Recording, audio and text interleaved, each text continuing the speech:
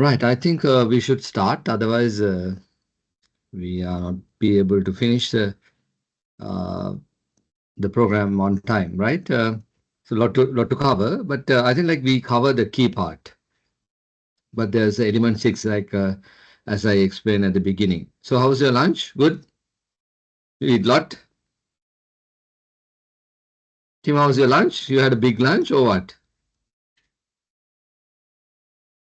You had big lunch? I eat lot. Okay. Look like Charming had a big lunch, so I'm at a challenge now. So once you have a big lunch, what about others? All good? Had a big lunch or like so Charmik had a big lunch. What about others?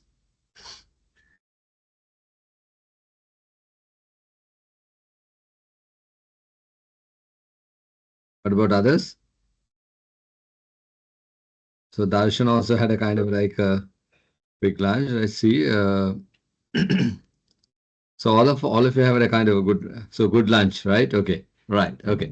So let's see. Now we this time like after lunch we'll do a lot of case studies. Right. Now you know how to read the standard requirement and then you know how to implement. So this experience will really benefit even not only the 9,000 standard, because basically like if you I mean like if you get the 9,000 standard, we covered everything, right? I mean, within the day we try to cover everything, and even other standard like food safety 22 or environment, whatever the standard. Now with this experience, you can easily implement that part, right? So let's move on that. So you did a case study, and then this is very straightforward. Roles and responsibility authority. So top management should basically need to implement the responsibility and authorities, and then see this is again very important factor. Why? See, when you design the process flow diagram, right? When you design the process flow diagram, uh, like you know, uh, the process flow diagram basically identify the responsibility and authority, right? So that's why I'm very concerned about the process flow diagram. Say uh, if you identify process steps, who's responsible, your process, tea making process, tea tasting, so correct competence has to be there. He's his taste buds has to work, right? The person who's trying to do a tea tasting without taste buds, that's the problem. So there should be a mechanism to check the taste buds. So if you have a right person with the right competency, and if that person is responsible, and it derived from your process map, your job will be easy. And then what you need to do is whatever you identified responsibility, authority and accountability, you need to include into a job description. This is very easy, right? Then people will basically when they follow the process map, automatically they will follow the job description, right? So this is one particular area, job description. So you identify organization roles, responsibility, authority, everything is covered here. Now this is very important part, planning. Element 6, I said element 4, element 8, and the planning part. So this planning, you identify risk factors. See, externally you identify certain risks. Like if I go back to your chat, right? Let me go back to the chat. So you identify at the beginning, there are certain risk factors, right?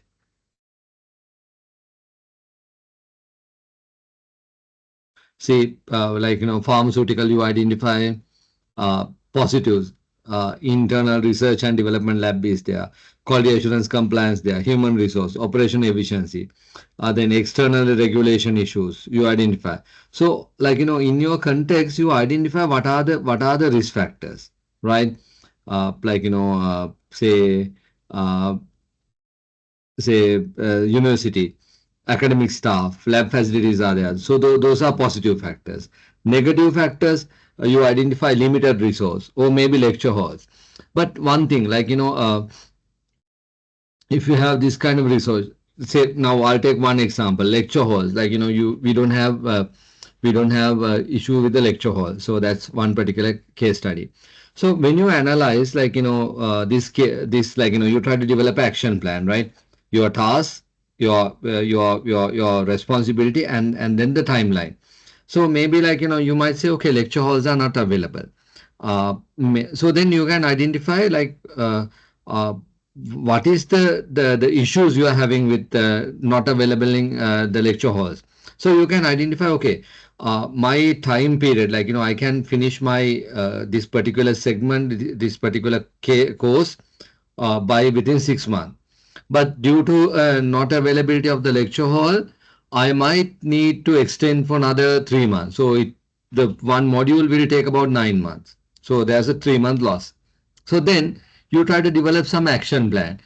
Like then you have a team, you develop action plan. Can we have like a hybrid model, online plus lecture? So you might cut down certain lecture limitation, like the physical requirement limitation.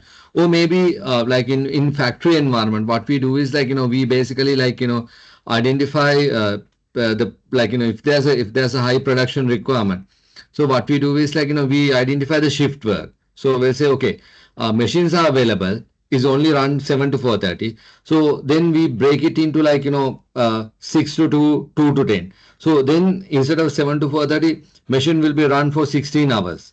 And then we break the crew into that.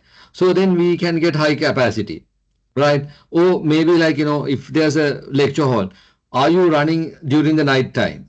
Or maybe start at 6, finish by 2. I'm thinking, right? You don't need to implement this. And then 2 to 10 other shift. So same lecture hall, same facility, can you use into different segment?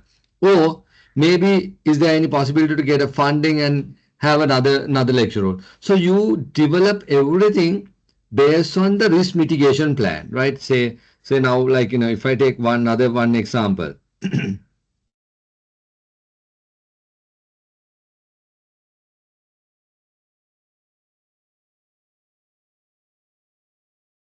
So you said like, that's the negative, how to minimize the negative. Say positive. So you identify internal positive factors, strong research output and publication. So what do you mean by strong research output and publication? So per year, how many research publications are there? How many, what would be the industrial usage? So can you increase that? So that's a positive thing. You want to increase more. So right. So these things you can increase in more, like you can get more student, more grant, those kind of a thing, right? So say one example now, industrial chemical company, industrial construction chemical. So the positive thing called product innovation, ability to develop advanced chemical, right? Admixtures, sealant, coating, waterproofing agent. So then you can identify, okay, how many new innovative products are coming up, right? So what is the market price? Like, you can identify what is the competitor range, what is the market price for that, and can you develop similar product for low cost? So those kind of a thing you can do. That's a kind of positive thing, right? Maybe as a negative,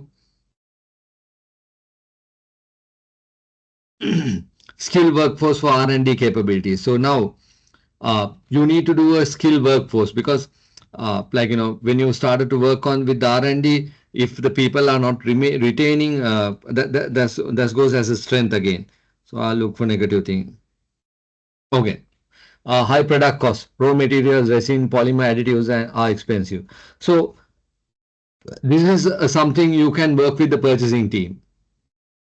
So you have a raw material high cost. So you can identify where you are getting the product right now. So maybe you are getting product from Europe or some other countries.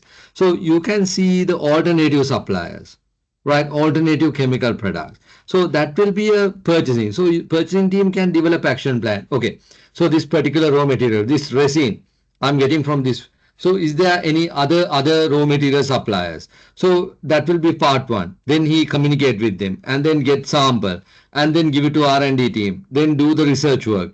So this is a time consuming, but there will be a responsibility, and then you identify the alternative product. So this is the kind of action plan you develop. But action plan development based on either the improvement of the opportunity, or maybe minimizing the risk factors, right? So this can be like from your context. This can be from your need and expectation. this can be from your process map. So you need to develop like kind of action plan, right? So planning to address risk and opportunity, right? So this is what we're going to do now, right, team? So I told you, like, after lunch we are going to discuss a lot of things, but there will be a lot of case studies. Now, I believe this is very clear to you. Is it clear to you now? Is it clear to you now? Team, is it clear? Yep, Chamika is clear. What about others? Darshana, Naveen, Sachini, Darshana clear. Kavindi, Randi, is it clear? I try to explain with your own case studies. Sankalpani is clear.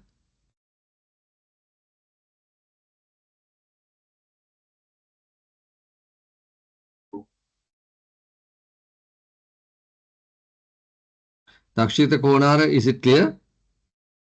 Shatami, Chamudu, thank you. Are you clear? Himasha is clear.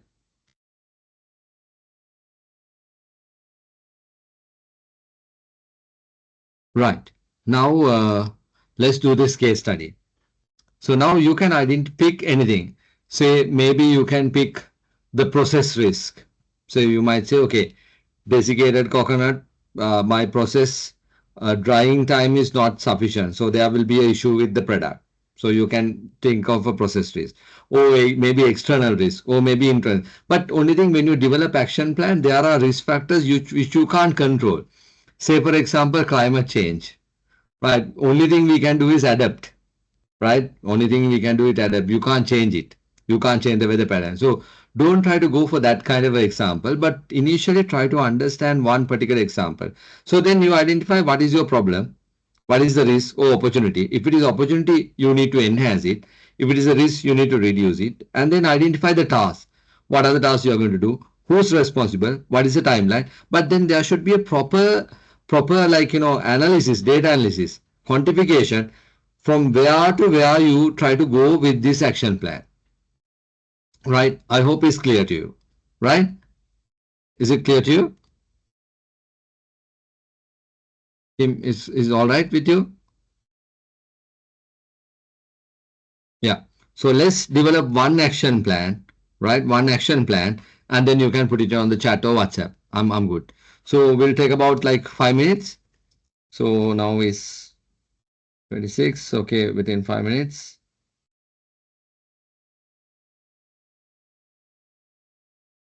I'm not going to say time because we are in a two different time zone. So it will be confusing. So we'll take 5 minutes. So exactly you take 5 minutes. So I'll be here. If you have any question, you can ask.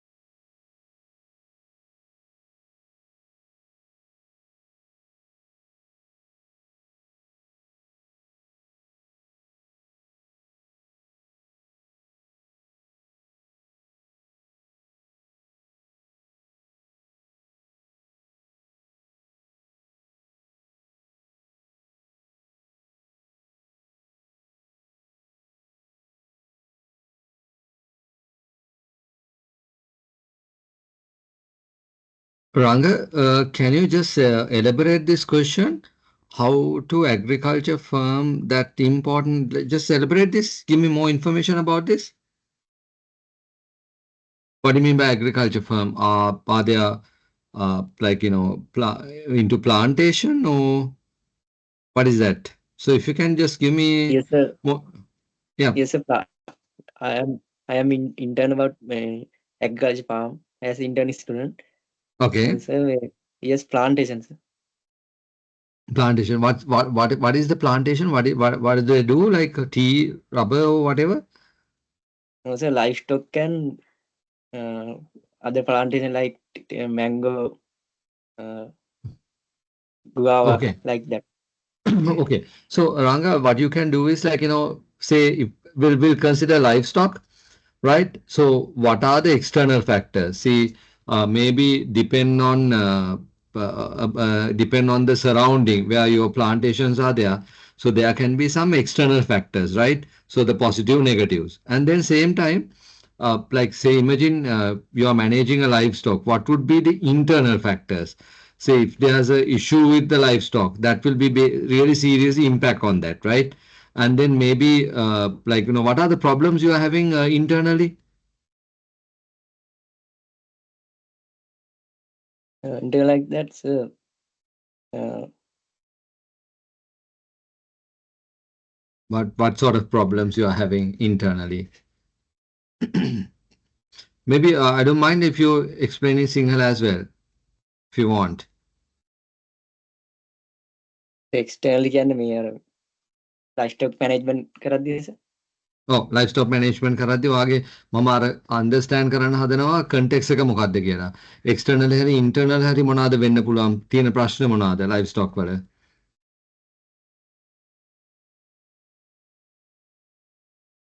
සතුන්ට ලෙඩ හැදෙන එක ඊට disease පස්සේ disease feeding එන එක feeding පීඩි. ඒතර ඒක කොහොමද අඩු කරන්නේ? දැන් හිතන්න ඔයාගේ පරණ data තියෙනවා ලයිව් ස්ටොක් වල ප්‍රොඩක්ටිවිටි එක අඩු වෙලා තිනවා මෙන්න මෙච්චර ප්‍රමාණයක් ඩිසීසස් නිසා.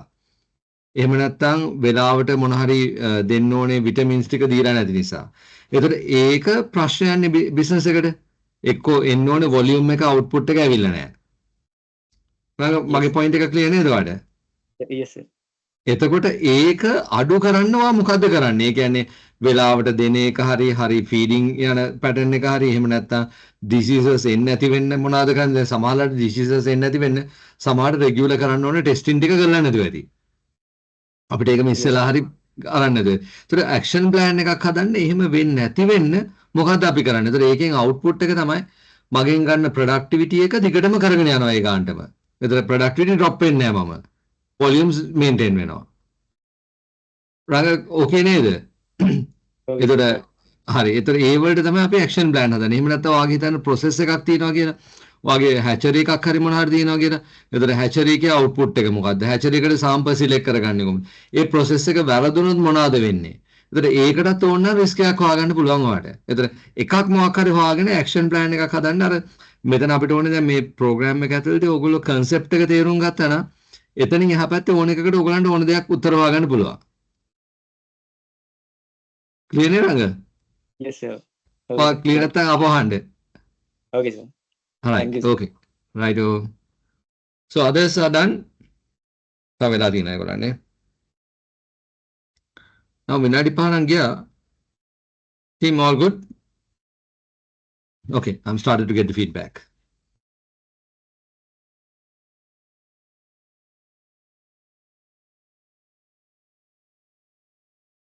Okay, thank you, Chamik. Action plan, environmental contamination, risk assessment, week 1 to 2, identify spill areas, EHS officer, production manager, perfect, SOP and spill response, handling storage dispose procedure, EHS QA team, agreed,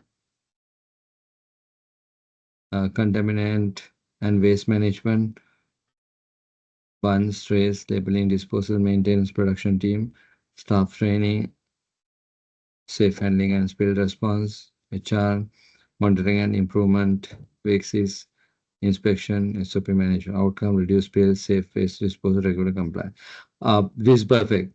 Like Chamika, one thing, if you can identify, like, see risk assessment, week 1 to 2, identify spill areas, EHS. So you identify a single point responsibility, right? So EHS manager or executive is responsible. No, EHS officer, production manager. So don't put responsibility for the two people. Like, in your case, you always put two people, EHS officer, production manager. So production manager would be the accountable person, but EHS officer has to do this part, right? So SOPs and spill response, handling storage, disposal procedure, EHS and QA team. Can't be both. So it said either QA team or EHS. Tell you got my point, right? Yes, sir. So most of the time, the problem is sometimes when you have like, two 12 responsibility, you identify who's the most responsible person, right? So if it is most responsible person, EHS officer, let him be a responsible person, right? So don't give two responsibilities. Then now there's staff training, EHS officer and HR. So remove the EHS officer. Say responsibility, training responsibility goes with HR. So EHS person can be like doing the training. That's fine, but HR is responsible for that. You got my point, Understood. right? Yes, Yeah. understood. So, yeah, because otherwise දෙපැත්තටම බෝල pass කරයි. EHS කියන HR, HR කියන EHS, so nothing will happen. So when we develop action plan, we have to be very like considering all the human factors. Yeah, that's very easy. Right. Who else? So this is a good action plan, right? Actually, so he tried to minimize, like maybe you can identify. So currently, how many spills are happening right now? So with this action plan, you try to reduce into zero, and then spill training also a part of it is really good. What about others? Can I get at least one or two action plans?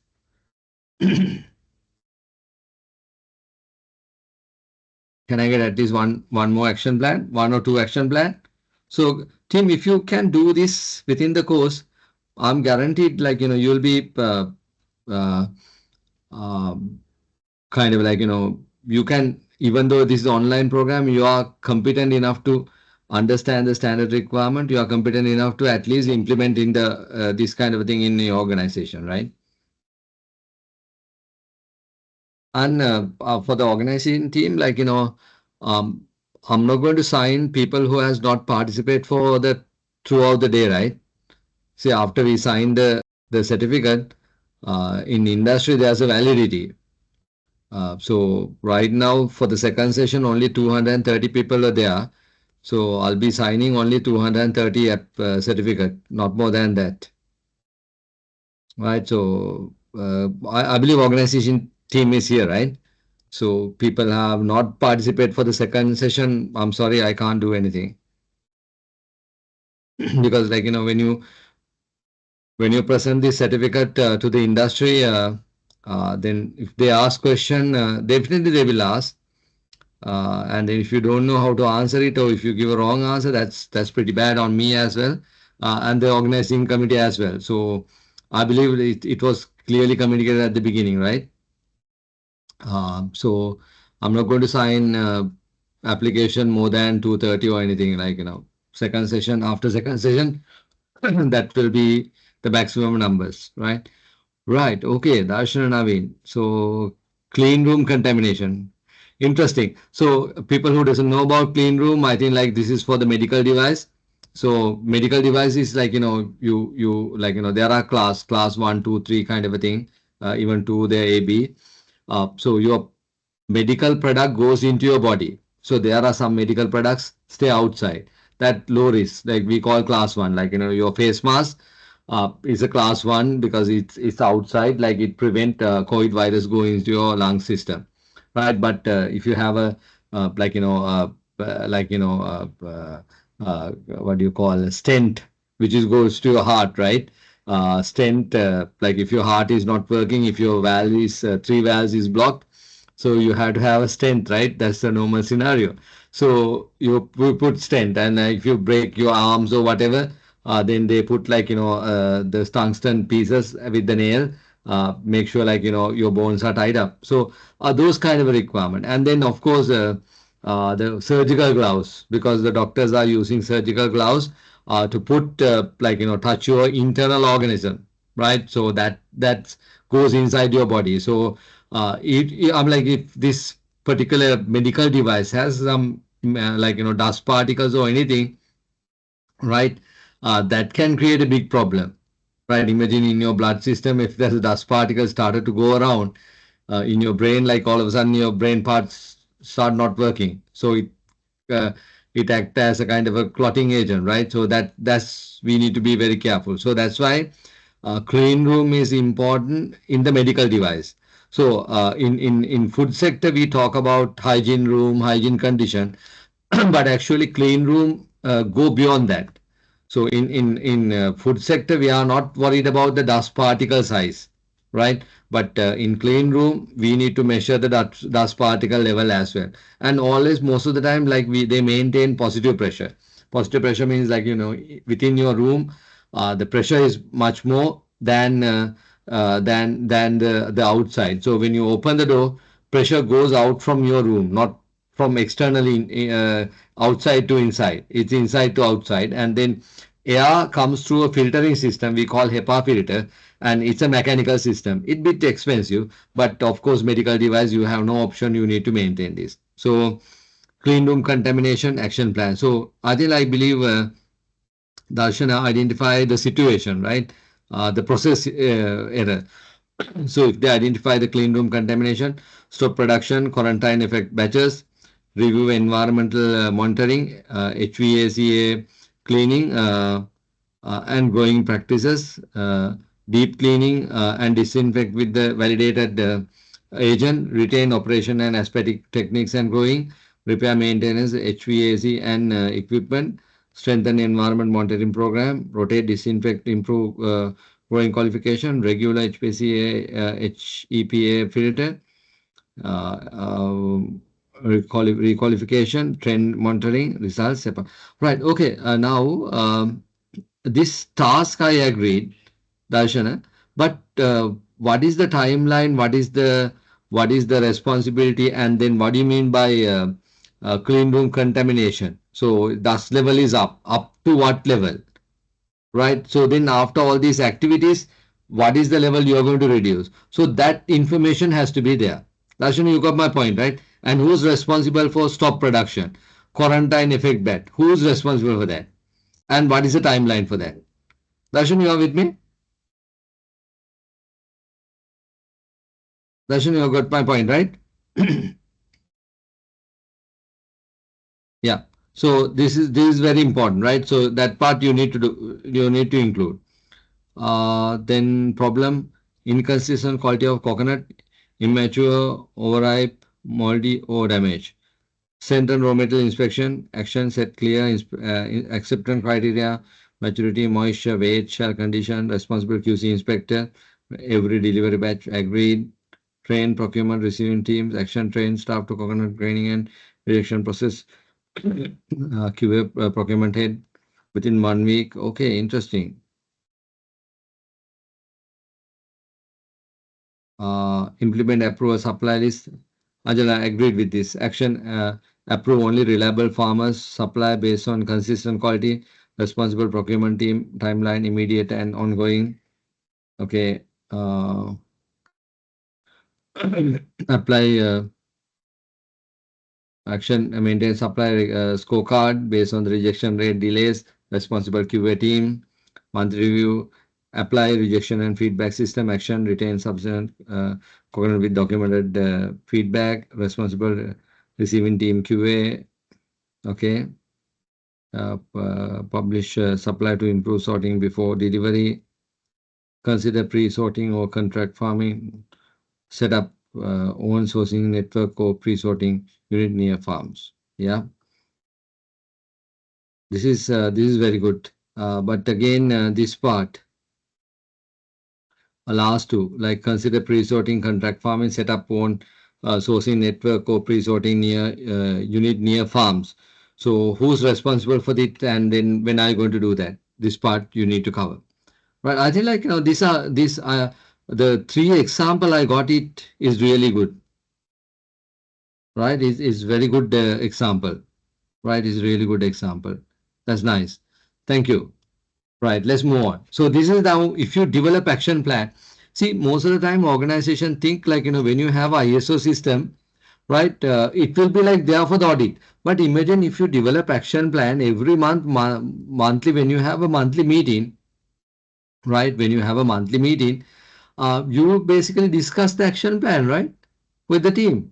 So then you identify, are you on track? Is there any delay? Is there any support you require? So monthly meeting will be very, very productive meeting, because you are not just discussing the current, whatever the current situation. You discuss whatever the things you agreed previously. So this will be very helpful for organization improvement, right? So this is action plan.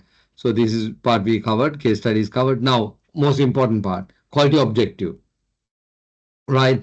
So when you develop quality objectives, we call KPIs, right? Key performance indicators. So there's a small difference, but don't worry about it, because some people used to say KPI, some people say objective.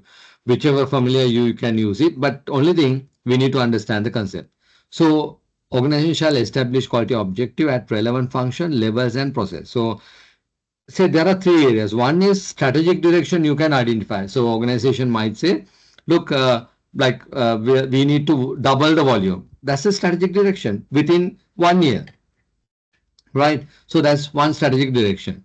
And then process, say customer complaint. I need to make sure customer complaint will be managed within 24 hours.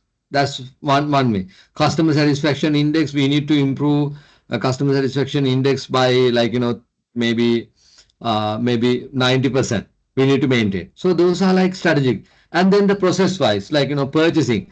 So I need to make sure, internal rejection due to purchase errors, I need to make it zero, right? Defect identification ratio is like now 5%. I need to bring it to 2.5%. So those are KPIs, right? So we develop quality objective consist with the quality policy. Why defect? Why you want to reduce the defect? You want to make your customers happy, right? And then defects. This objective should be measurable. You can't just say I need to make good product. What do you mean by good product? You will say volume, quality parameters, color, whatever. So those are the measurable parameters. Then applicable requirement, if there's any legal requirement or customer requirements are there. Customer might say, I need full quantity at this time. So that could be a part of KPI. And then customer satisfaction enhancement has to be there. And then this policy has to be communicated. So when you develop this objective, right, you can identify what are the KPIs. Say for example, now being consultancy firm, we have, I mean, like several objectives based on marketing team has a separate one, the operation consultancy team has a separate one. One example is we identify when you start up the consultancy project, like this is the number of man days we introduce for this particular project. We'll say 25 man days. Then we will say, okay, within at least 80%. Right. So additional another 20% are given. We need to complete the entire project. So if it is more than that, then there will be issue, because we give that 20% allege, because sometimes there will be like delays, customer might want additional visit. So if you set a KPI which is not practicable, which we can't achieve, then there will be issue. So we'll say, okay, at least 80%. So you can't go beyond that. So you maintain like that. And then customer satisfaction index, try to maintain 85%, right? In spite of the call issues, so we try to maintain that. So those are kind of a KPIs, right? So now I want you to identify the KPIs for your organization. So universities, you can identify objectives for your universities, right? So how to measure, education, success factor, whatever, right? Maybe Coconut DC, you identify the volumes, tonnage, whatever, customer complaint and all. So can you identify the objectives right now? Can you do this? I'll give 5 minutes. Can you identify the objectives? Team, are you good? Team, I'm not getting feedback. Yeah. Shamik is okay. What about others? Randi, you're good? Yeah. Vikramanathan, okay. So let's take 5 minutes. You can use the chat, right?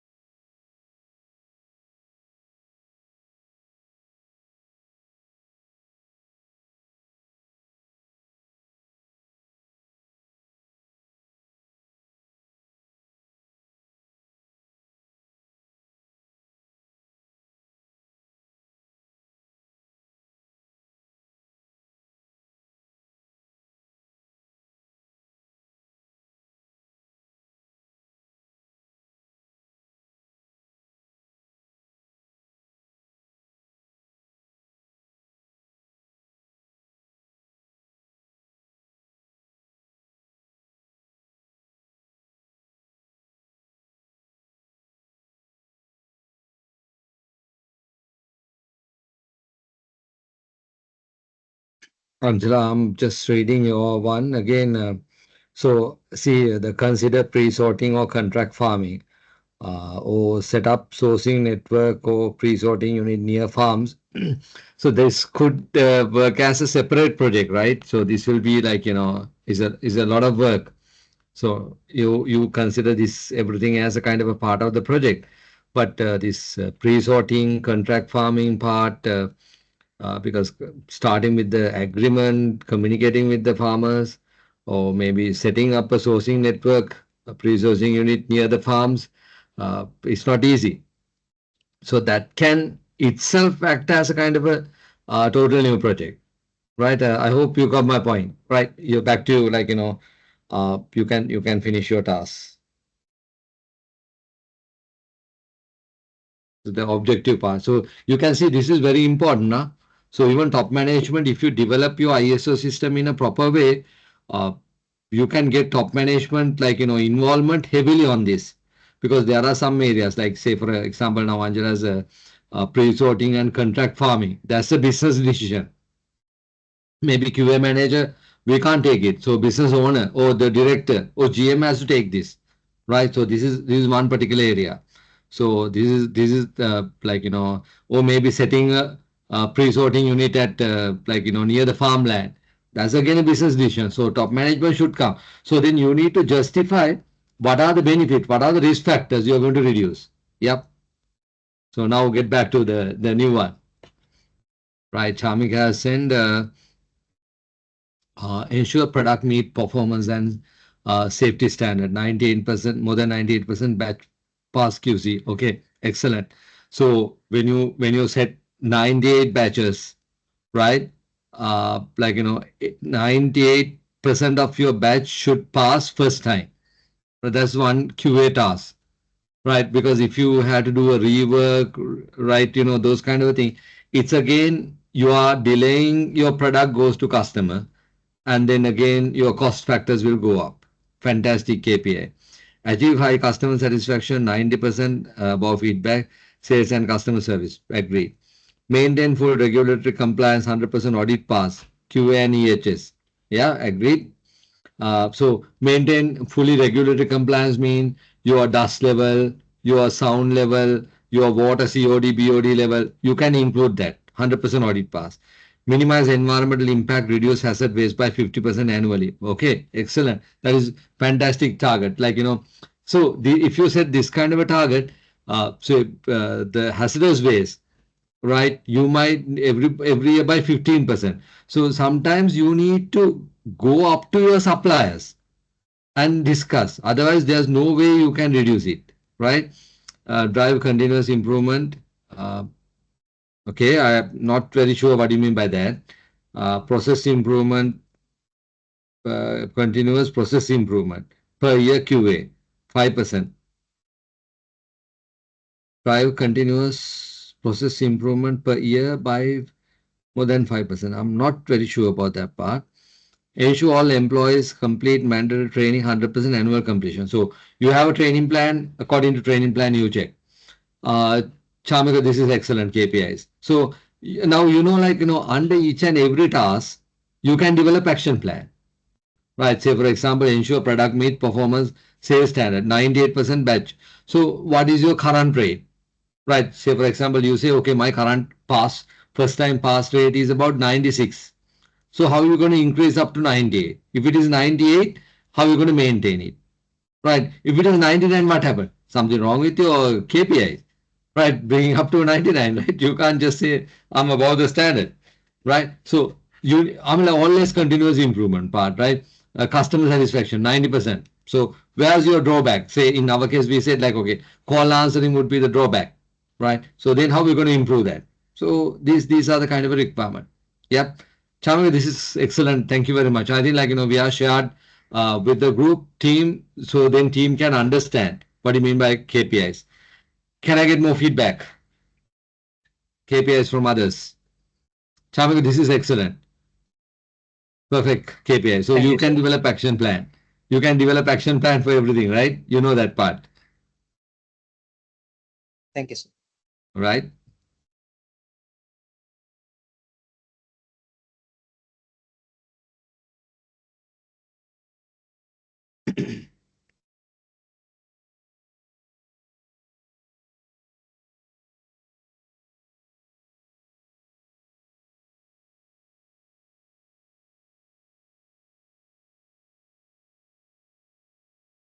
Who else?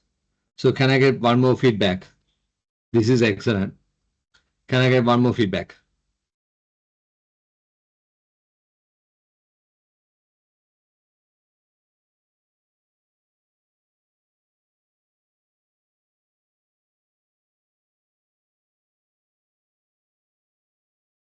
I believe others are working on, right? Working on it. Can I get one more feedback? Or did you send?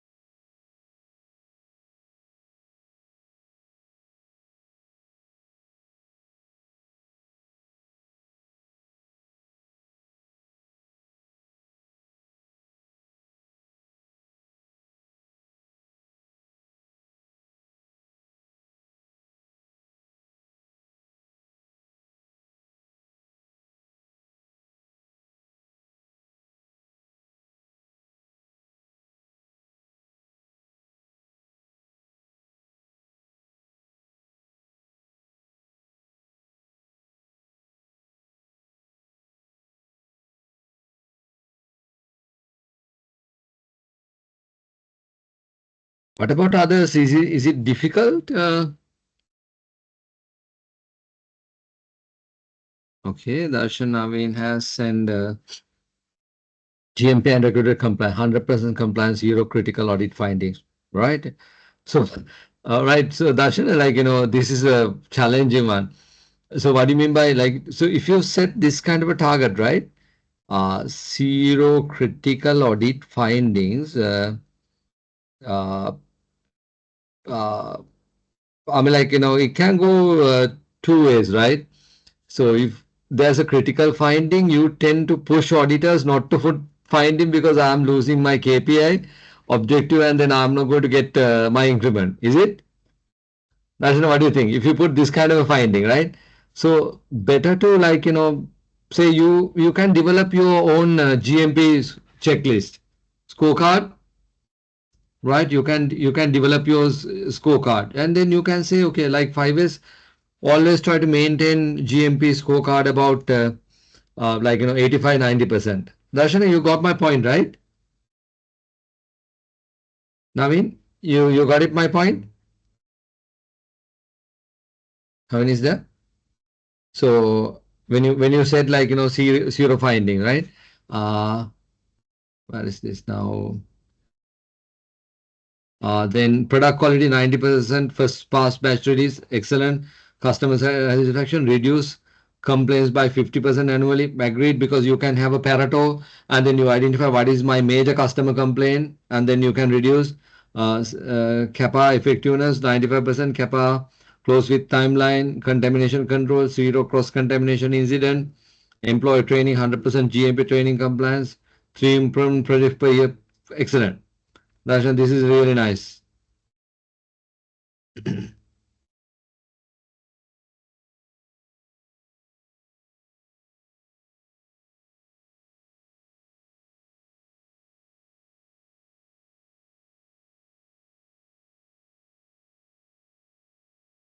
Very good.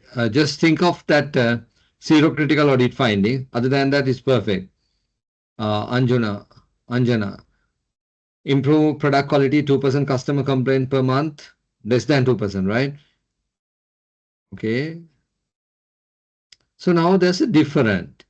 Uh, see, Darshana said customer complaint reduce complaint by 15%. So Anjana said 2% customer complaint per month. So are you expecting 2% customer complaint? So there's a two thing, right? According to Darshan, he want to reduce 15%. He has a certain amount of customer complaint. He want to reduce by 15%. But according to Anjana, said okay, less than 2% customer complaint. So do you think is same or is it different? What do you think?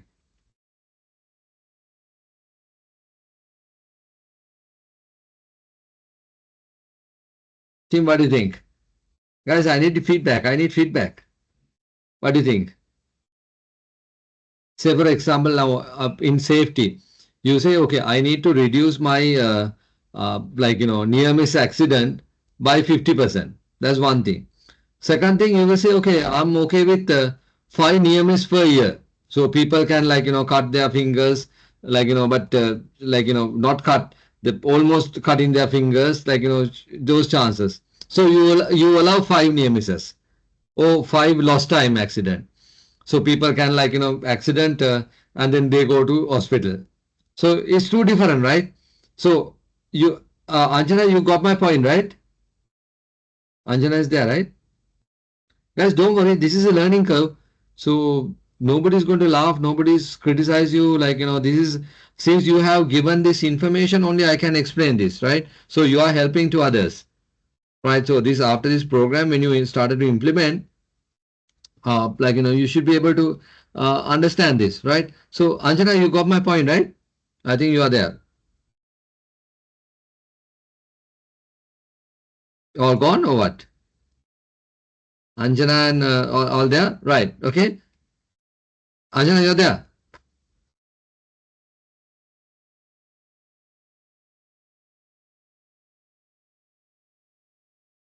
She's not there. What? This is good, right? So don't worry. So this is learning, right? Ensure on-time delivery. 95% export order dispatch on or before schedule. Agreed. Fully agreed.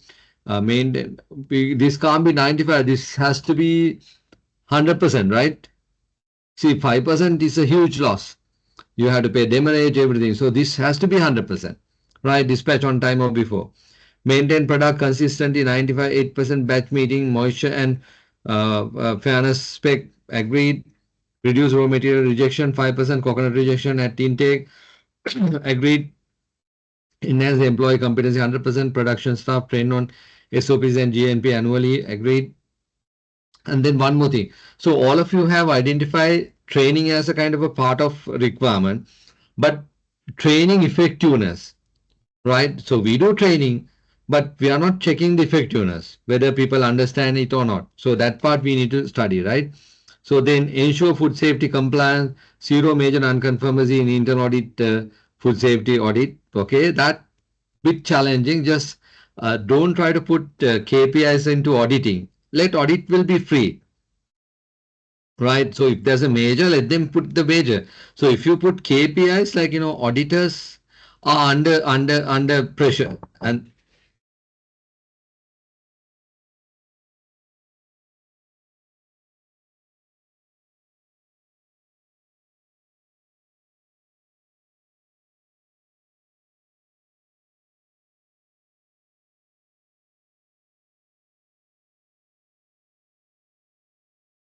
I'm sorry. So auditors are kind of under pressure, right? So don't try to put this audit as a kind of objective, and then minimize process downtime. 2% unplanned downtime per month. Excellent. If you can maintain 2% downtime, that is excellent. Right. Okay. Darshana said yes. And then Shanika Perera built an environment where every employee feels protected and secure. Shanika, this built an environment where employee feels protected and secure. How do you measure this? So I have a doubt on this. So whatever you need to maintain, like so see LTI, MTI zero, that's Yeah. environment. Maybe you are referring to that, right, Shanika? Yes. Yes. All Yes. right, agree. So this will be the topic, right? The built environment where every Yes. employee feels protected. That will be the topic, right? Your main objective, right? Yes. Right. So okay, this is fantastic. So she identified the objective, build an environment where every employee feels protected and secure. So then she identified the KPIs. Last time, MTI means what do you mean by MTI? Medical treatment injury. Medical treatment injury. Okay. So lost time injury, medical treatment injury. So I believe team knows about this different, right? Uh, like lost time mean person has met with the accident, both are accident, and then he can't come back on his next shift. Say for example, person working on a general shift, 7 to 4:30, he met with the accident, he can't come on next day. So 6 to 2 person, he can't come on the next 6 to 2. So we call it lost time accident. So medical treatment injury mean like you have a injury, but a small cut, a small bruise, but you are reporting to the next day. So I believe you are referring to that, Shanika, right? MTI? Yes. All Yes. right. So both lost time and MTI zero. It's challenging, right? It's challenging. Right. Hand injury reduction 50%. Delivery customer delighted throughout uncompromising product quality while ensuring low rejection rate through continuous process improvement. Right. Okay. So that's your objective, I guess. YPT, FPT is what? Yes. Pass yield. First pass yield, right? Okay. So you are from garment industry, right? No. Glove industry. Okay, cloud in the industry. So you are talking first pass yield. Target 95%, reject target below 1.5, CPM target. What is CPM? Complaints per million. Claims per million. Yeah, that's fine. So Complaints. Complaints. complaints per million, right? Complaints per million, right? Target zero point 0.9. So different industry has a different jargon. So if you don't know, just ask the question. That's easy, right? Complaint per million, zero point 0.9. Convert product zero point 0 AQL level. So what do you mean by AQL level? Others should know this, right? Yeah, Acceptance quality level. quality level. So convert product to AQL level. So when you do this QC part, you have a different AQL levels. So accepted quality levels, right? Like say depend on the product type, you go 1 2 point something like AQL level. So depend on the AQL level, what are the critical defects, what are the minor defects, defect categories are there. So there's a AQL charts. So you identify all your defects based on the AQL, and then you release the product, right? And then GMP score. I think like she started to give the scorecard. Like previously I understand you try to push auditors onto critical findings level. But here you identify GMP scorecard, 80%, right? Yeah. So Pinto has, let's finish with him. Improve product quality by reducing defect by 10% in 12 months. Agreed. Conduct root cause analysis. So you develop action plan, implement correct action, train product staff. Let me. So this is also very nice. Shanika, this is good. And then conduct root cause analysis frequent, implement corrective action, train product staff on quality, quality maintainer procedure. Yeah, then increase on time delivery rate by 98% within 6 months. So you identify the action plan, enhance customer satisfaction rating by 15% in new year. You understand those requirements and then achieve 100% compliance in internal QMS audit. Okay. Achieve 100% compliance in internal QMS audit. Schedule quarterly internal audit, train internal auditors, track and close non-conformity within 10 working days, maintain audit checklist. So it's a different way. Achieve 100% compliance. So again, you are trying to put a little bit of pressure on the auditors. I prefer not to put KPI on this, right, for the audit part, right? But track and close non-conformity within 10 working days. This is fantastic KPI, right? Pinto, I hope you understand my point, right? Reduce production waste by 8% in next 9 months. Agreed. Yeah, this is excellent. I think one more to go. Let's finish that also. Otherwise,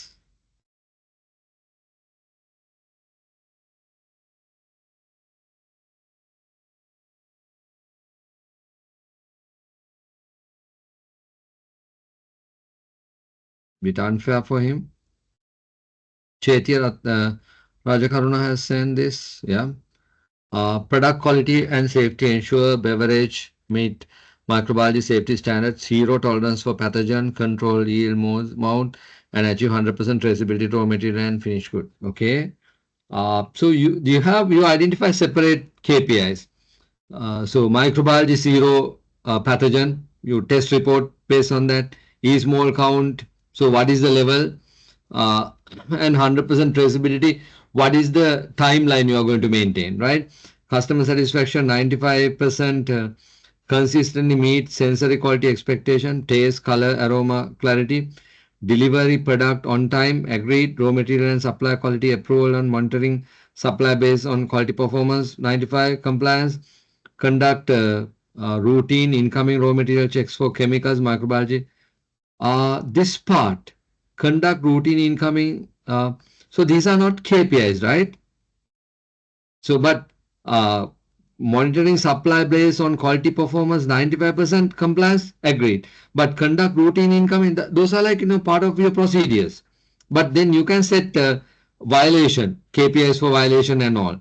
Continuous improvement, reduce production waste, rejection, and enhance employee training hours to improve GMP. So again, you have not specific any KPIs, right? Like, say number 4, continuous improvement, reduction, reduce production waste, rejections, and enhance employee training hours.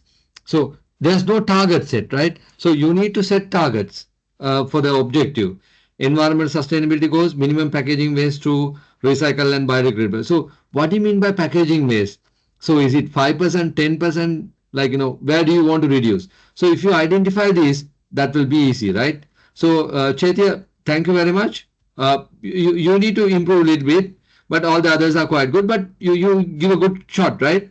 So only thing you need to Chaitya, you need to include the objectives. You identify the timeline, right? But you have not identified the specific. Say, for example, environmental sustainability goals, yes, minimum packaging waste to recyclable or biodegradable material. So what is the current recyclable or biodegradable material rate? Right, is it 10%, 20%? Where are you going to improve? That's of course. And then so you try to minimize the landfilling. So you need to give a feedback. Yep, I believe, like, when you go through this chat, it will be very clear, right? When you go through this chat, it will be very clear. So this is one key area we need to cover, objective part, right? Now we covered that also. We did a case study also. Now the support. Now hereafter it's very straightforward, right? It's very straightforward.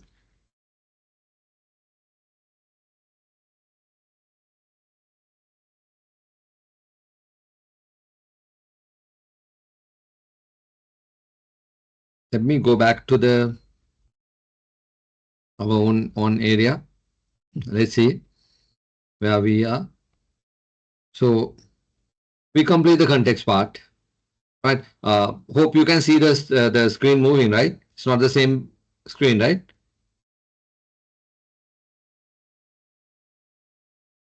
The screen is moving, right? Now I'm at the top again. You can see it, right? Guys, you can see it, right? Yeah, okay. Right, so we complete the context, and then we complete the leadership part. We complete the planning. This is most important part, right? And then support. So, but of course, operation we completed. Now come to support, right? Okay. Because now you identify, even though standards are there, so you identify the action plan, right? When you identify the action plan, you require the resources, right? You require resources to minimize the risk factors, right? So then support will basically give you that infrastructure. Say for example, you might need a people. You talk about in your all action plan, you started to talk about train the GMPs, right? 100% staff train the GMP, 100% staff train the quality. Those things you identify. So you need to make sure people are there to do the training, the competent people. You can't always rely on the external factors. So you need to have a in-house trained people to conduct the GMP training program. So that's one area. And then second thing, you talk most of you are coming from food background or pharmaceutical, right? So depend on that particular industry, you need to have a certain infrastructure requirement.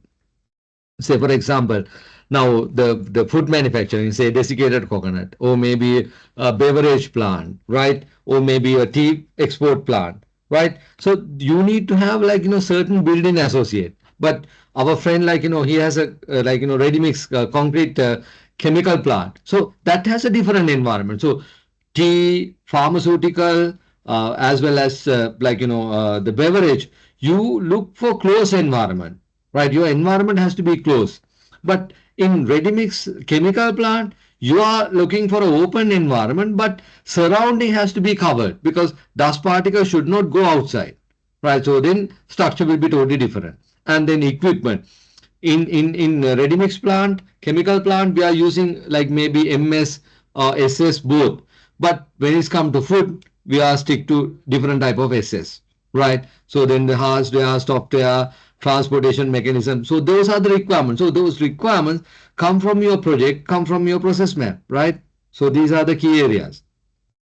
And then of course measurement part, like say for example, calibration is most important, right? So humidity, temperature, speed, velocity, whatever you do calibration, because your final outcome, your decision based on the figures, right? Say for example, now we have a friend from tea.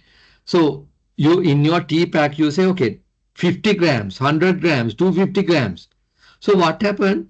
Weight and measurement department identified one of your tea pack, and then identify it's you indicate as a 250, but actually there's a 210 grams tea available. So that's a legal violation, right? So, but then imagine your weighing scale has a 40% error in the weighing scale. So that will be a serious scenario. So those activities we need to cover. So calibration, traceability, calibration, plan has to be there on spot on, right? When you do a calibration, again we notice there's another issue. Some people come and just do the calibration and say we have done the calibration, and then they put a speaker. But the ISO requirement is, when you do a calibration, the calibration equipment should give a reference to the master calibration. It should be an international or standard, the local. Now I'll take one example. If I do a thermometer calibration for the temperature, right? That thermometer calibration, thermometer, I'm using a reference.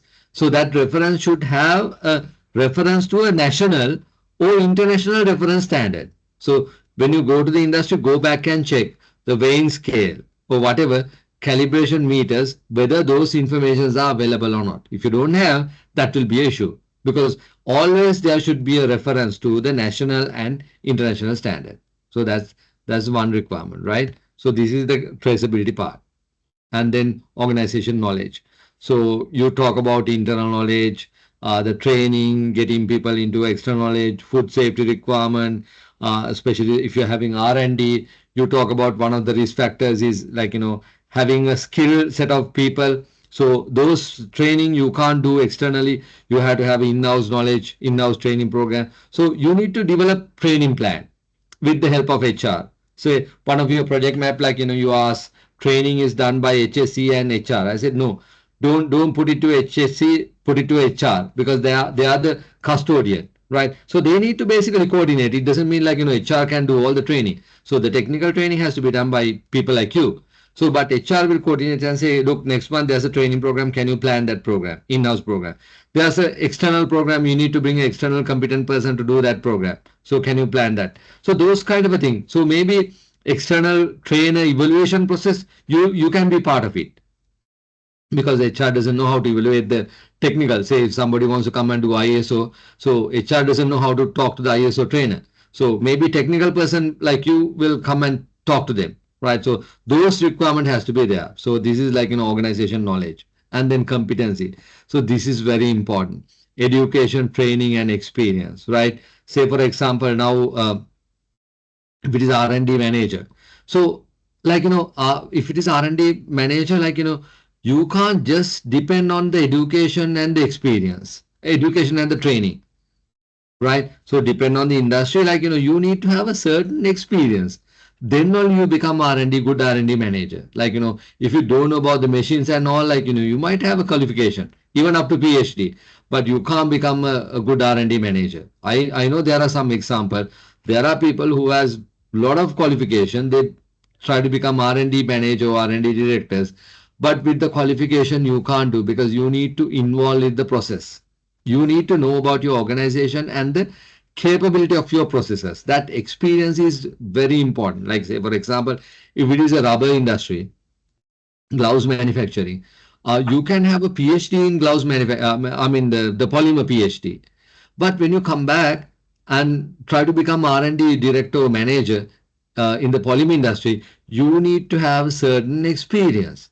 So that's why standard said you need to have a qualification plus training plus experience. So depend on the job factor, right? So those categories we need to identify. So in this area, like I notice in garment industry, they are very good at that. So they identify the skill level, competency, machine wise they identify, and then they develop action plan to improve that. Like in your action plan, you identify the GMP training for people. So these people, they identify the actual skill level of the employees, right? Correct skill level, and then they develop action plan for that, right? That is very important, right? So this is one particular area, right? We need to improve, right? So when it's come to competency, knowledge, skills, attitude, so this is very important area.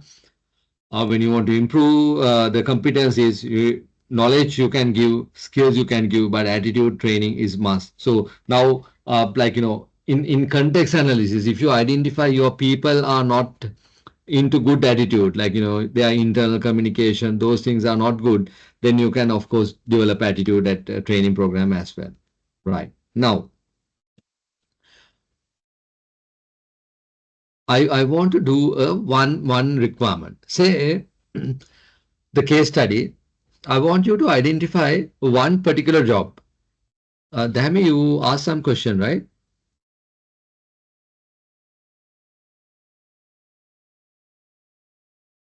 Dhami, you ask question. That means there's a question. Dhami, you raise your hand.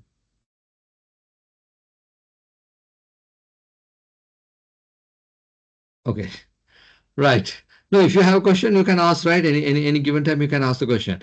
So now I want you to identify one particular job category. Say, for example, QA executive, right? So identify what are the knowledge he need, like what are the knowledge factors he need, what are the training programs he's supposed to have, what are the skills he should have, what is the attitude level he should have. Can you identify? So maybe QC, maybe engineering, maybe R&D, maybe chemist, whatever. Maybe you can do your own skill evaluation. So knowledge, skills, attitude. So it should be like knowledge can be based on experience and training. Skills is a separate one. Attitude is a separate one. Yeah, can you do that? Just take 5 minutes and can you do this? Skill development, competency metrics. Can you develop a competency matrix? Team, take 5 minutes. Can you develop a competency matrix?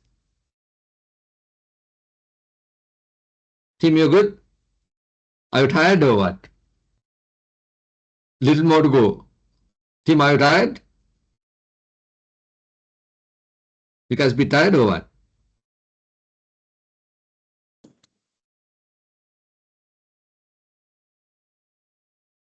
Team members be tired or what?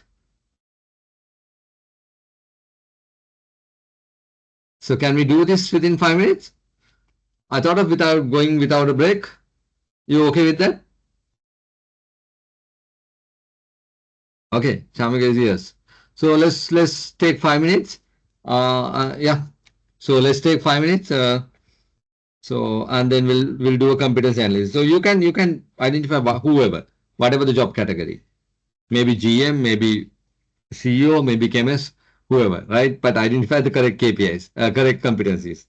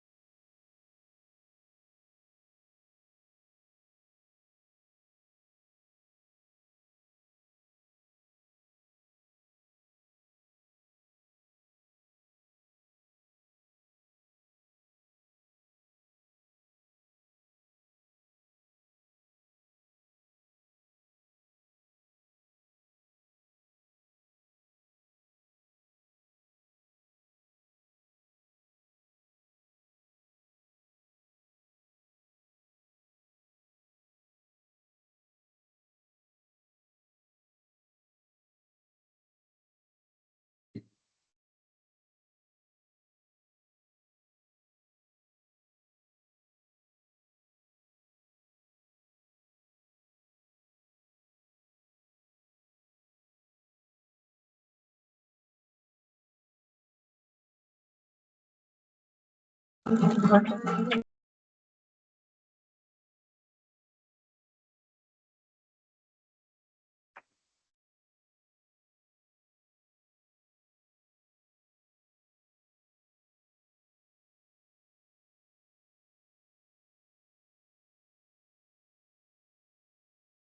got, I think like one SMS, not the SMS, the chat uh, name was not there. The numbers there.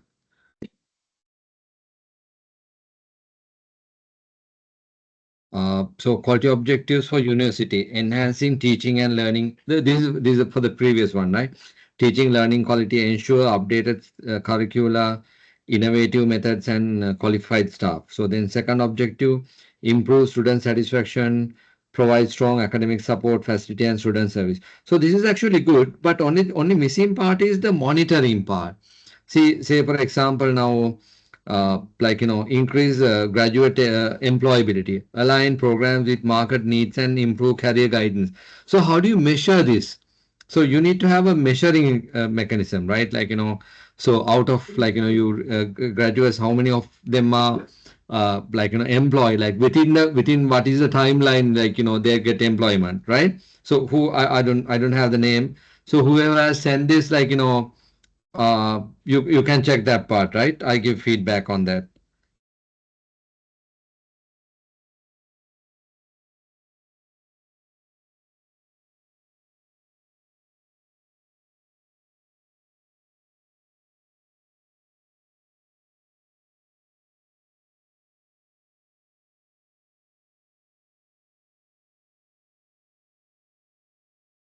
Okay. I think now we're getting back to the QC part. So I got one text: QC officer skills, testing, analysis, attention to detail, report writing, problem solving, time management, knowledge, quality standard ISO, GMP testing method, regulation, safety practices, basic statistics, attitude, honest, responsible, objective, teamwork, oriented, continuous improve. So I'm fully agree with you, right? I think this is a result, right? So the attitude, the QA guy, honest, has to be there, and then he has to be a team worker. That is a must, right? And then testing analysis skill, that has to be there. That is very important part, right? So that I fully agree. And then let's see this. Uh, Charmik said R&D and QA knowledge, product chemistry, QA system, ISO, STM, etc. Regulatory compliance, R&D methodology, yeah, skill analytical testing, problem solving, process improvement, team leadership, technical, agreed, and attitude, detail oriented, innovative, quality driven, proactive, collaborative, agreed. So now the challenge is we are having, see, all these things, Chaya, I fully agree with this, right? So I'm fully agree with this. So now we need to have a quantification right now. Like Vishmi also said, knowledge. Vishmi, you have not mentioned the job role, right? So it's related to our university. It's university, right? Okay. So it's a university, the lecturer, theoretical understanding of subject, memorizing the fact, higher marks for, this is what is the exact role? What is the role, university role, Vishmi? Yeah, here as students, like undergraduates, we are All right. focusing. Okay. So you are developing a skill for undergrads. Okay. Interesting. So Yes. theoretical understanding of subject, memorizing the fact, higher mark for quiz assignment. Okay. Knowledge. Okay, skills, practical and technical ability, sports and dancing, singing skills, presentation, viva and creativity. All right, interesting. Right, okay. Attitude, motivation for exams, responsibility of working as one batch, behavior, stress management, family income towards career goals. Oh, yeah, okay. Interesting. So, right, okay. I'm not very much familiar with the skill evaluation for student, but you have done it. Right, excellent. Good job. Thank you, Uh, sir. right. So that's interesting. So QA executive knowledge, good manufacturing practice, ISO standard, regulatory requirement, FDA, EMI's local regulation, Batch, okay, skills, batch revision, inspection, right, got it. Detailed content of, oh, now, right, okay, now, see, now all of you have identified so many parameters, right? So now if you have like, now say for example, RIT means, which means like, student evaluation, or maybe QA evaluation, QA office evaluation, result, right? So QA office evaluation. So these are like, you said knowledge, quality standard, ISO. So how do you like say if you have 5 people, so how do you going to monitor them? How are you going to measure them whether they are capable or not? How are you going to do that? So we need to do a evaluation, right? So yeah, Sandru, yes, you can tell me how do you going to monitor them?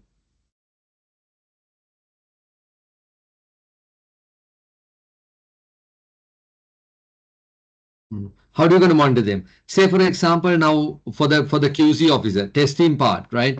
So what you can do is actually like you can give blank sample with the defective sample. So whole purpose of the QC officer is you should be able to understand whether he is capable of identifying the defective sample. So every quarter, every 6 months, you give a sample, then you identify and then you take a record of it. So annually, you evaluate that. Then you can identify, okay, these people are quite good, this person is not good. Otherwise, when you do a skill evaluation, that will be a serious like disaster, because like you can't like just say you are not good in QC. So you need to give some evidence, or maybe like knowledge on quality standard. So you can give a test paper, ISO methodology test paper, and then you evaluate them based on the test paper. So you have 5 people, like there are 2 people have 80 plus, there are 2 people 60 plus, there are one person is like below 40. So then you can give a warning, say look, you need to know about this. That now you talk about AQL level like identification. So you can give a like sample plan and ask them to do a sampling based on the AQL level. Right. So those things like, always try to go for like, just without going for a discussion, try to have a quantification. Right. So then skill evaluation will be easy, because like, you need to evaluate your skills. Right. So this is the competency part. Like you covered that. Now, awareness. This is very easy. So after you identify the competencies, you identify the gaps. Right. So you identify there are certain gaps are there. So then what you do with the certain gaps, you develop oral questioning of the process during audit. Yeah, oral questioning accepted, but only thing, Chamudi, oral question you have to quantify. So you ask 10 question, 10 people, and then out of 10 question, how many of them they answered. Always try to keep record. Say very recently, like I did one study like. When you report certain parameters as per legal requirement, you need to report up to certain decibel, right? Like 3 decimal, 4 decimal. So those are legal requirement. So as per SLS guideline. So what I did was like this was communicated in the logbook. This was communicated. Legal requirements have been communicated. So what I did was there are like maybe say 10 chemists. So I asked this question from 10 chemists.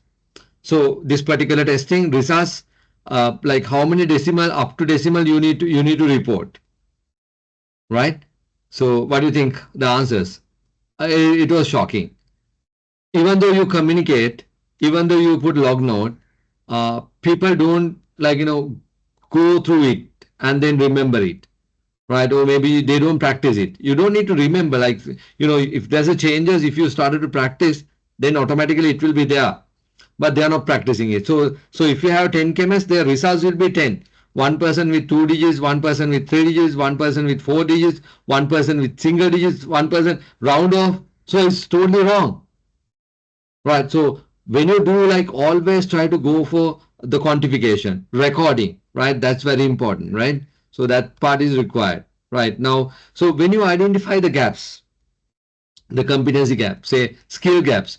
So quality person, there's a communication skills gap. You identify that. So what are you going to do? So you develop, like you identify there are there are few people who has an internal communication gap. So you identify those people, train them, and then you identify when you evaluate, there are people who don't understand the basic GMP requirement. So organize a training program for them and then evaluate it. Right. So this is a public program. We are not going to evaluate you. But if it is a in-house program, of course you have to do an evaluation and then understand what is the gap. Right. So based on that, you identify, like, after you do the skill gap analysis, right, competency analysis, then it's very easy. You identify your entire year's training plan. So then you identify, these are my training gaps, develop training plan for entire year, and then you evaluate, execute it. It's very simple, right? So these are like all interrelated. Then communication, this is very important. So internal communication, like, when you do internal external communication, what to communicate, right? When to communicate. Say if there's a customer complaint, so immediately QA manager or R&D manager or relevant person should communicate with the relevant team members. It should not be like, later after you resolve it. So immediately you need to communicate. You need to pass the pressure to the team, right? Then whom communicate? More senior person, not from the relevant people. Like, it should be direct communication by the head of business, because it's a customer complaint. So depend on the criticality of the customer complaint, you can do that, right? How to communicate? Maybe presentation, maybe written, whatever. And then who communicate? So these things are like, very important part, right? So if it is an external party, like, your buyer, your communication has to be done by somebody. Like, say for example, now our last discussion. So there's a legal issue, like, external party, external context. So there you are having a legal complaint from your external party. Who's supposed to communicate with the people who, like, come with the complaint if there's a legal concern about your organization. So there's a complaint, like, surrounding people will say, okay, look, I'm sure, like, you are putting waste into our waste waterland, or there's a water leakage, or, like, your ETP is leaking. So there's a complaint. It goes up to a central environment authority. Who's supposed to communicate with them? What do you think?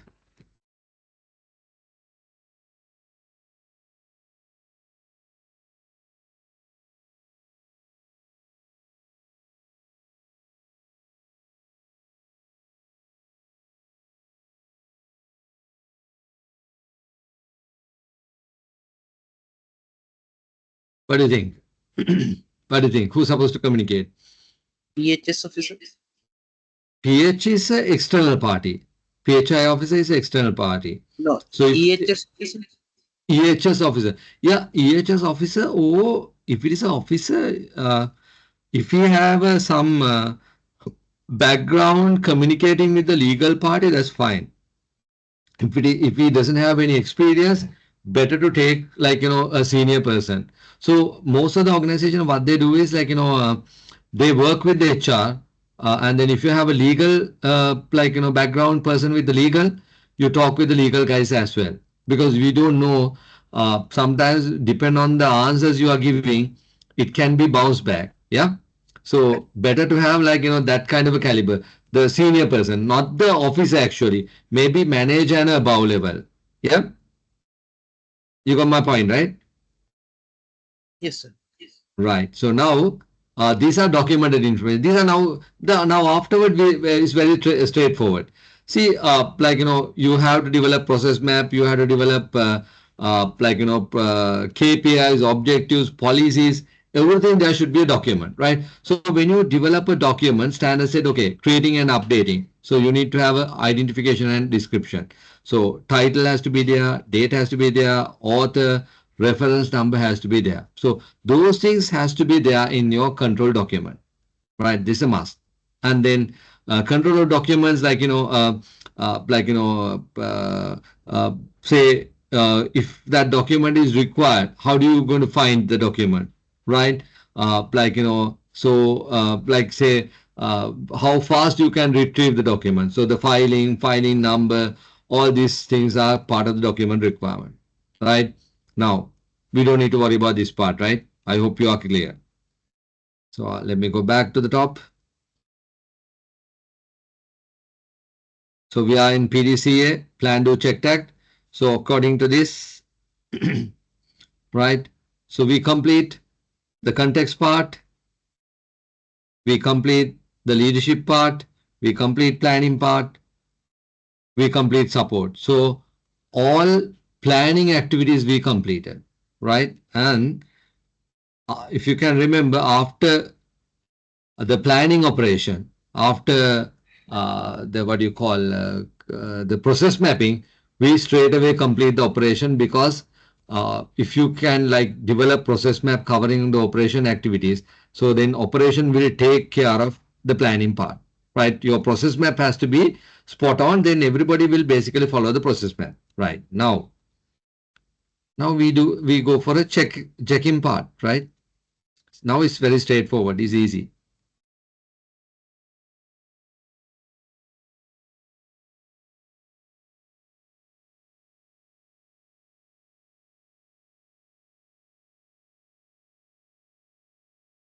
Planning we complete. And one thing we have to do this part. Okay. So under operation, I didn't go through this the non-conformity, right? Uh, so there are like sometimes uh, you talk about rejection, defects, and all unintentional. So due to some machinery, people, whatever error, there can be defects. So if there's an unconformity, what are you going to do? So I think like already you identify that in your KPIs, so how you're going to minimize reduction, those non-conformity. So this is part of operational. Right. Now, the last one, checking. No, not the last one, the before last one, the checking, PDC, checking part. So performance evaluation and monitoring. So you need to check the performance evaluation. You need to do the monitoring part, right? So this area. So you need to identify monitoring and performance evaluation. So you have a question right now under planning, right? You identify your objectives. You identify your project planning, right? Like minimizing or enhancing planning. So those things has to be measured. That's what this check-in part is mentioned, right? So like you identify your KPIs, you identify your objectives. So element is like okay, after you identify, you continue monitoring it, right? So this is the one particular area, and then customer satisfaction, your objectives, your strategic objectives has to be monitored, and then customer satisfaction, right? So this is the key area. So like customer complaint is actually a post-mortem. Say I give example, right? So people can actually complain or leave the organization, leave the business without complaining the customer, right? Say for example, if somebody is not happy with the food, he should not come back tomorrow. He can refrain coming back to the particular the food outlet. So if he is not happy with your DC, he might go for a different company. If he is not happy with your chemical, he might not come back.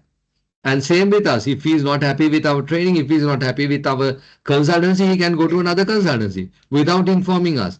But moment when you do a customer satisfaction before this will be helping you to get more improvement. Yeah, that is very important part, right? So this customer satisfaction. So it's mentioned example of monitoring customer satisfaction can be including customer service, customer feedback, on delivery product and service, meeting with customer, market share analysis, complement, warranty claims, and dealer report. So anything can be taken as a customer satisfaction. So standard doesn't give you a kind of a mechanism. So you can identify, okay, this is my mechanism to identify the customer satisfaction, right? So this is very important because this is where you get all your true results, right? Like customer will give you correct information about your organization, right? Now I want you to do a case study. So all of you are like either university or maybe your home, you have a set of customers, right? Can you develop a specific question which is kind of a like problem to you? Say in your organization you think like I might have an issue with customer, right? Okay, this is my problem with my customer. So if you want to measure customer satisfaction, see, it's not going to be a constant. So you can develop like different areas for customer satisfaction. Can you identify at least 5 questions you're going to ask from your customer? How happy about our product delivery? How happy about answering calls? So you don't need to like depend on the entire product, right? Maybe you can come back and like talk about your back office as well, because sometimes customers are really not happy about the back office activity. You got my point? Can you develop at least 5 questions? Depend on your industry. So university, you can do the same thing. So imagine you now you have to think from the university side, say university as a whole, as a the organization, and you are the customer. So think you are a university and ask question to get the satisfaction level of you. Can you develop 5 questions quickly? Can you do that?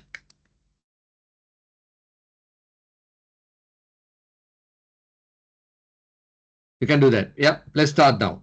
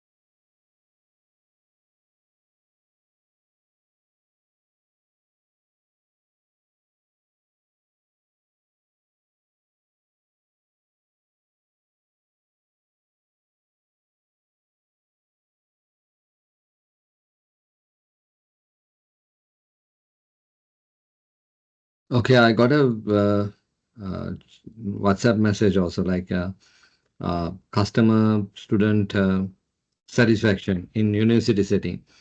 How satisfied you are with the quality of teaching and learning resource provided. Very satisfied. So you can have rating 5 to 0, right? Or you can have a face. Right. How do you rate the responsiveness and support of academic and administrative staff? Okay. Maybe you can break it into two. Responsiveness and support from administrative staff, and then administrative staff, right? Non-academic. Do you feel the university environment, facility, safety, service support your academic service? Yes, no. Okay. Okay. Maybe you can have a rating again. How satisfied are you with the access of extracurricular activities, clubs, and personal development opportunities? Yeah, rating. Would you recommend this university to others? Why or why not? Yeah, interesting.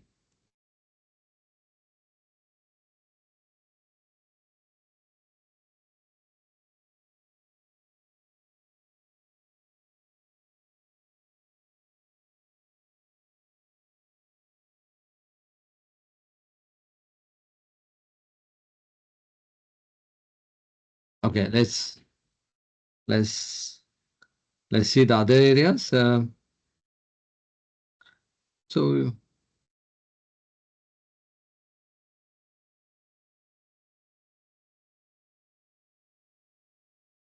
so Chamodi, again, university at the organization are we able to study resource adequately?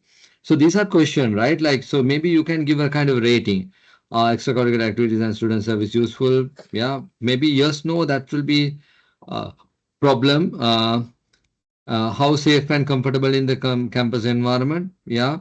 Is online learning support effective and accessible? Would you recommend this university to others? Yeah, you can have rating. Last one, yes, no.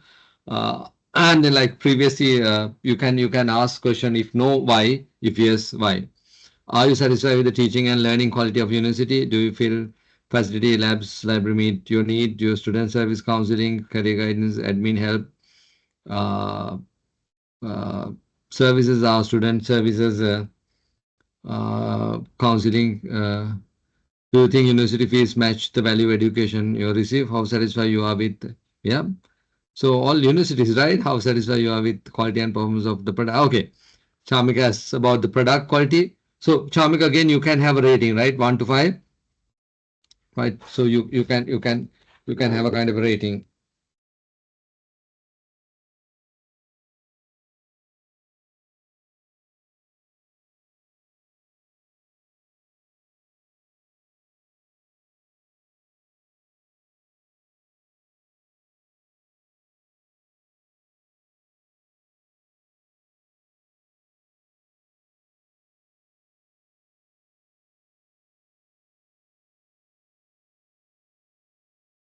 Okay.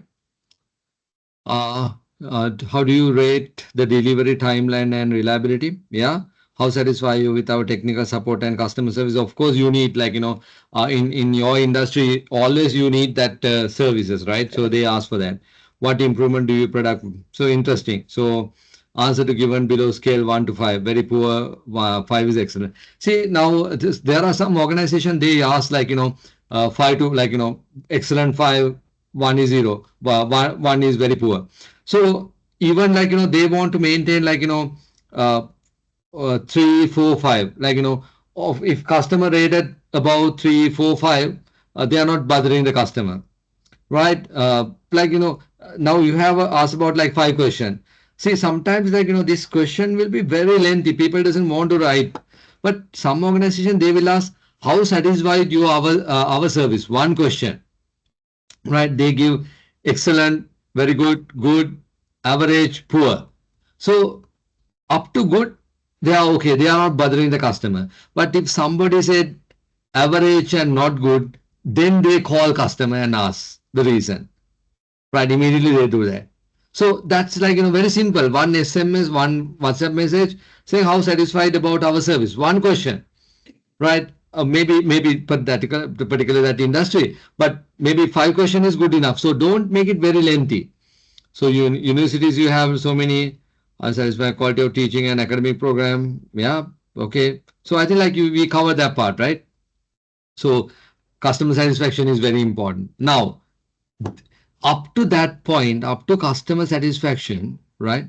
Up to customer satisfaction, you are like, developing your system and then you are playing around within the system. But when it's come to internal audit, again, it's another game, right? So then you need to set another team. Right now, like, when you implement ISO 9000 within the organization, now you work as an implementer, right? You participate for program. So you need to go back into the industry. You need to start implementing ISO program, right? So when you implement ISO, then before the external auditors, you should have your own health check, right? You need to do your own health check. You need to study your internal audits, right? So that's the requirement, right? So what you do, you form your own team, right? And then say, for example, if I'm in charging in the quality management system and a training, I can't audit my own process. I need to audit some other processes, right? So I should go and audit some other process. So other people has to audit different areas. So you cross-functionally started to do audit, right? So this is very interesting. So this is a nice concept because like, organization started to open up earlier, like, I don't want somebody else to come and check my area, right? But with ISO, it's going other way around. So you are opening up for the other people and then they audit you. Why? How can they audit your competence area? Because you already document the process map. So they take the document, they take the process map, and then they go through the sample. There are different techniques. So there's a separate guideline called ISO 19011 guideline, right? If you want to become an internal auditor, even external auditors, they need to have the qualification, plus they need to have a training on ISO 19011 internal audit guideline. So it's a kind of ethical standard. So you once you have that qualification training, you started to do internal audit. So then again, you present your internal audit finding, right? So you challenge the system, right? So initially, like most of the organization, even we know, like, they put findings, internal audit findings, like, zero, those kind of things. So you are putting pressure to the auditors as well as you are putting unnecessary pressure to you. So let internal audit will be a free process, external audit will be a free process. Whatever the finding, let them find out. Don't put objectives onto that, right? Then this is like again checking management review. So you can see context, you invite top management, and then after that you run the operation, then you do internal audit, then again you invite more senior top management for the review. So under this review you need to discuss, right, the customer satisfaction feedback from relevant interested parties. So you identify the interested party, risk and opportunity, and then customer satisfaction feedback. So you are getting a correct input from your customer and then you are putting that into the top management, right? And then the extent to which quality objectives have been met. So element 6, you did the quality objective. So now you need to study where you are right now. So objective status, you need to discuss. Customer satisfaction is this. Like, production, first time yield level approval is this. So all these internal rejects are this. So all these things we discuss with the top management, right? Then process performance and conformity of the product service. So your product conformity, process performance, you discuss, right?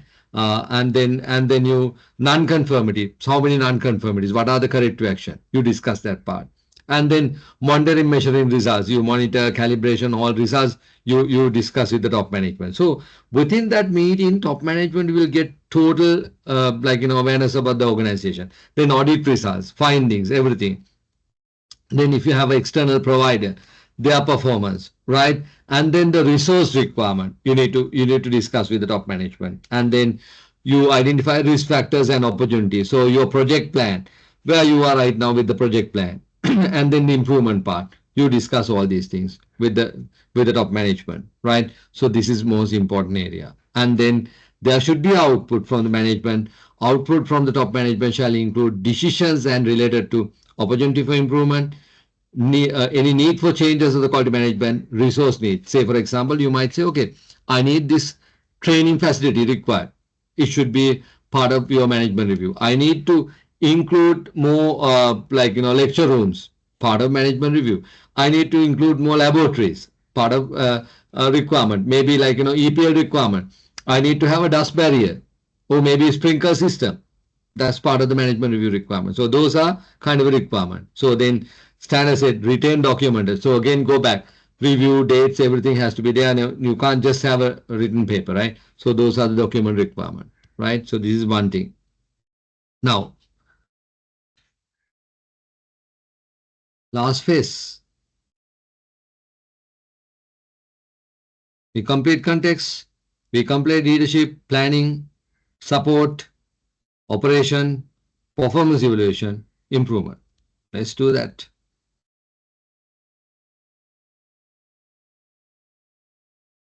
Improvement part, right? So we identify under operation there are nonconformities, right? Customer complaint can be a nonconformity. Internal rejects can be a nonconformity. So when you have a nonconformity, there should be a mechanism to correct it. So first thing, say you identify a reject product. Say for example, there's a DC product, there's a TVCO, whatever the coliform level is high.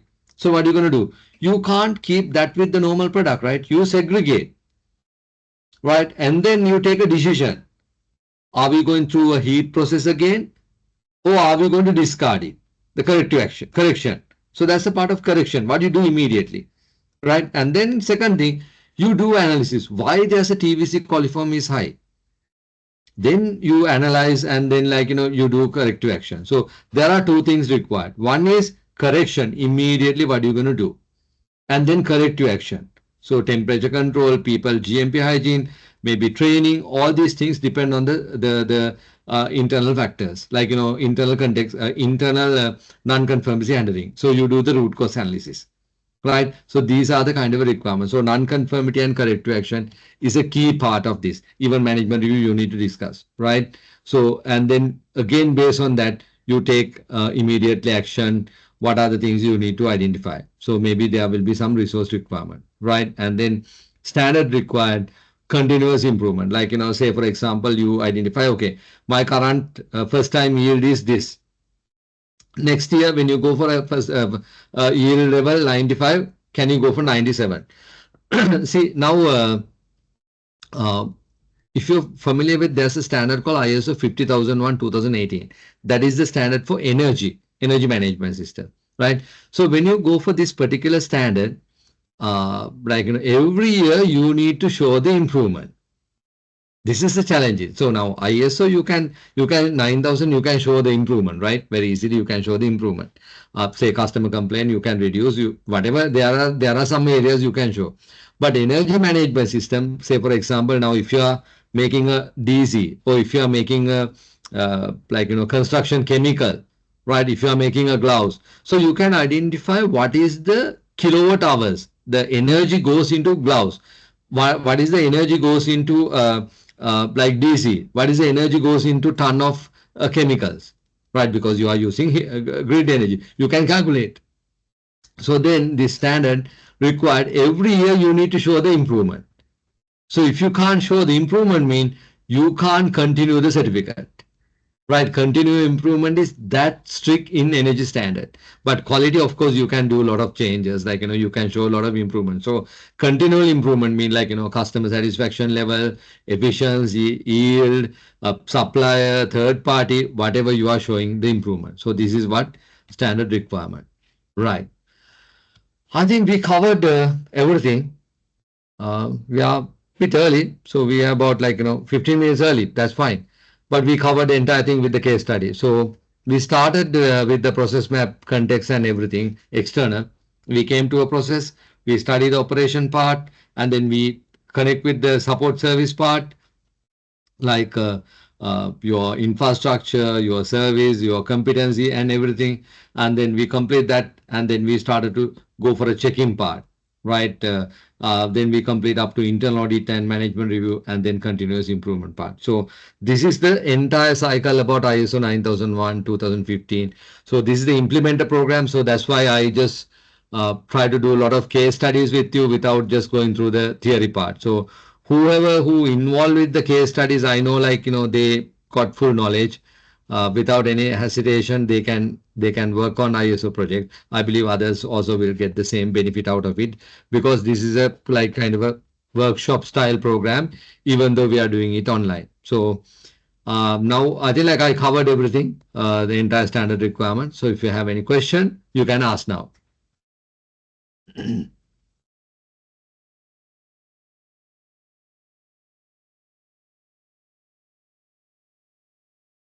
So second session, we didn't stop for a tea or anything. We continue. So any question? I think like as organization committee said, the chat will be open for some times, right? After this program. So even after this, if you have any question, you can ask that. I'm available because I'll reply to all the questions, whatever feedbacks there. So any questions? Anything you want to ask?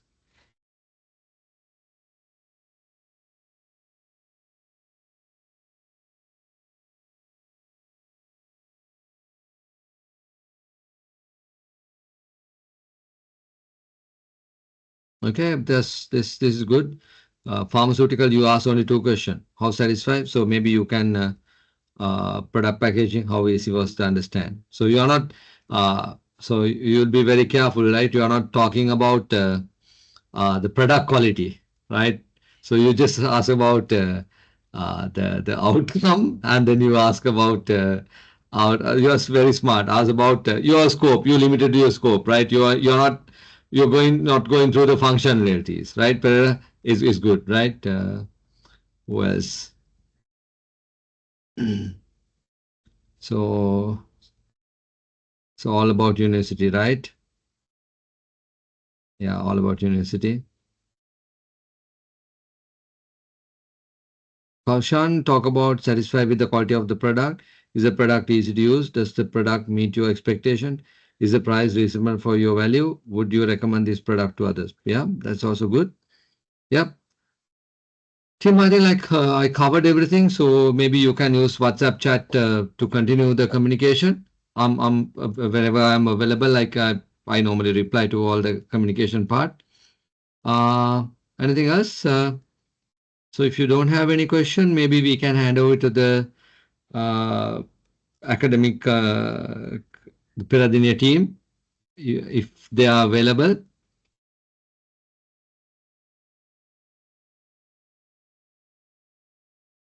Peradeniya team is there. So, Yes. you mentioned as DC several times. Actually, I would like to know what is that DC meaning? Desiccated coconut. So one of your team members from DC, right? That's why I use DC. Okay, I got to know that it's something related to coconut, but I was not Okay. sure what was it exactly. All right. Okay. This is DC means like one of your team member. I think somebody from quality control DC, right? Somebody came from DC. So so DC is a desiccated coconut. So you Yes, like thank you. take that. I think like about DC, right? Desiccated coconut plant. So you have a member like friend here who's coming from DC. Who's that? I didn't note the name. Didn't note the name. Her name. She was not there. Yeah, I think DC is a desiccated coconut. You're there. Yes, I am DC Quality Control Inspector. All right. Okay. Anjana, right? So Vashmi, you can connect with Anjana. She will explain everything about DC. So it's very interesting industry. Yeah, amazing. That's amazing. Thank you. Right, because when DC there will be a lot of manual operation, and then if people violate the basic GMP requirement, good manufacturing practice requirement, then your product will be seriously vulnerable, right? Because and then they have to maintain the moisture level. If they exceed the moisture level, that's again a huge problem. So those are very critical parameters. Yep. So team, you have any question?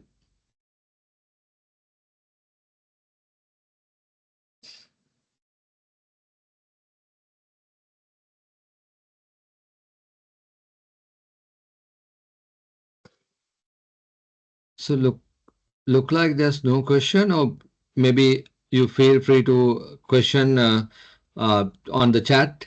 But yeah, Peradeniya team is available, like organizing team. Yes, Miss Rasta. Righto. So you can take over. Thank you very much. Yeah, thank you so much. So time has passed really quick. So we have come to the end of the our presentation, uh, the workshop. So first of all, I have uh, a few people to thank. Mr. Rasita, thank you so much for considering our request to hold this workshop. And also, Team Halcyon, your support, the technical facilities, everything you provided. We truly value your support when it comes to uh, everything was perfect up until to now, and we have some few things to uh, conclude after the workshop as well, and we really need your support in those aspects as well. And also, my dear fellow team members, organizing committee, you have done a very good job regarding like from planning very small details. And also all the participants, you were very active. I believe that you'll be it won't be just a certificate or just a workshop. We believe that you'll take what you have to take from this workshop, and you'll be implementing all these things, and you'll be bringing more and more value to your workplaces, your organizations. So it won't just be limited to a certificate or a workshop. So let us wrap up now. Thank you all for participating in this workshop. Thank you so much. Thank you, team. Thank you, everyone.